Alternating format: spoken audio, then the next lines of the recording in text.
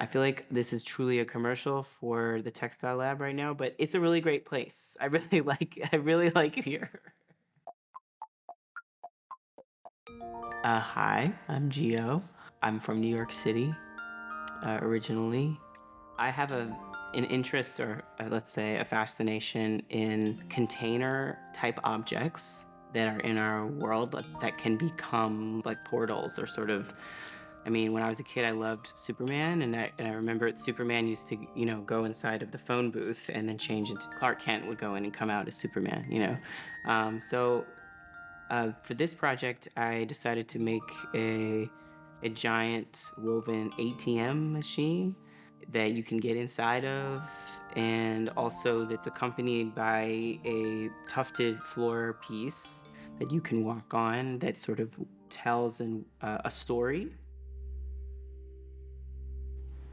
It's a piece about identity as an accumulation of history on the body, and about the body in relationship to currency, and then has also a lot to do with who is seen, meaning who is seen as holding a value, the value of a life, and historically that being linked to anti-Blackness and white supremacy in Europe and in the Americas. This is in the buildings that we live in. Everything that we are connected to is connected to all aspects of history, and that's not meant to make people feel like wringing their hands in guilt or something. It's meant also to engage us in remembering and reimagining that history. I want people to feel curious about the world after seeing the work. The first time that I made a fake ATM machine was with my friend. I was doing a project at the time where I was embodying a character. She was sort of stuck in a loop looking for the ATM machine. You have some money in there somewhere, but it's like locked away, There's no way for you to access it. It's this portal to your worth. That's the first time I used it. Actually usually starts with singing and poetry. And while I'm doing that, I have a habit of working with materials as a way of thinking, I think. They're almost like notes.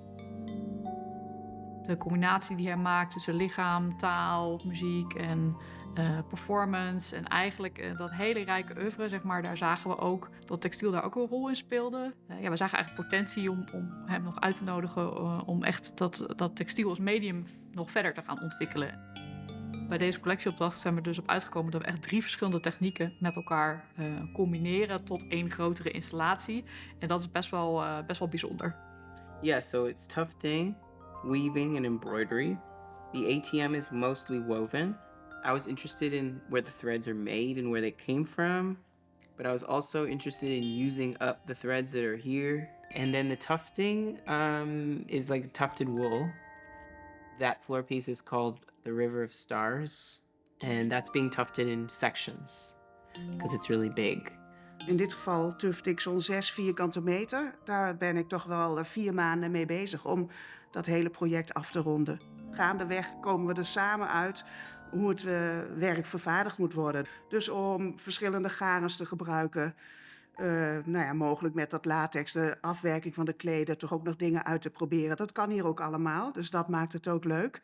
Uiteindelijk vind ik het ook een goede keuze dat hij niet voor een glittergaar of een lurex heeft gekozen. Want dat maakt het werk gewoon ook minder mooi. It has a very soupy, swampy vibe with a hand-drawn feeling. And there's a sort of different messages and symbols and signals that are depicted or referenced in that as well. I feel so honored to work with people who are so skilled, who really know their shit. That's really amazing. That's such a great thing to be around. Voor ons was het gewoon heel interessant om te zien van hoe kunnen we nou goed al die technieken op elkaar afstemmen en zorgen dat we uit al die technieken dan het maximale halen. En in dit geval, wat ook wel interessant is dat het ook een werk is wat heel veel assemblage vraagt. Dus heel veel het in elkaar zetten van het werk.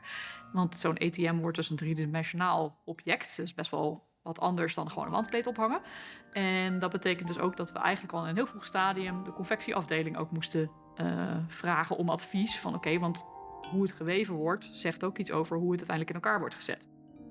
I'm used to working more by myself, so this was a huge learning curve, actually, which was very good for me.